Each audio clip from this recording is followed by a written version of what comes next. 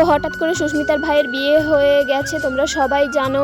আর সবাই তো সুস্মিতার মানে ফোনে সবাই ভিডিও দেখতেও পেয়ে গেছে। আর অনেকে আমাকে বলছে যে তোমার সাথে সুস্মিতার এত ভালো রিলেশন, তুমি কেন যাওনি ওর ভাইয়ের বিয়েতে।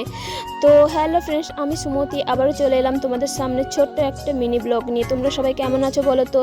এই দিনটা ছিল রবিবার, আর সুস্মিতার বাড়িতে ওর ভাইয়ের বিয়ের উপলক্ষে ছোট্ট করে একটা বউ ভাতের অনুষ্ঠান হয়েছিল। তো আমিও চলে গিয়েছিলাম।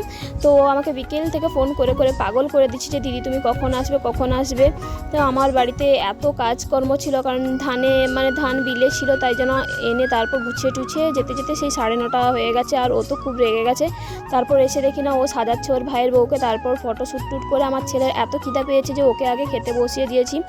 তারপর এখানে এসে আমরা অনেক এনজয় করেছি। তো তোমরা সবাই বলছো যে দিদিভাই তুমি কেন যাওনি, সুস্মিতার ভাইয়ের বিয়ে হয়ে গেল। আসলে এত তাড়াহুড়া করে হয়ে গেছে না, এসে সময় চাষের কাজ ছিল, তো তাই আমি যেতে পারিনি। তাই ছোট্ট করে রিসেপশন পার্টিতে আমিও চলে এসেছি।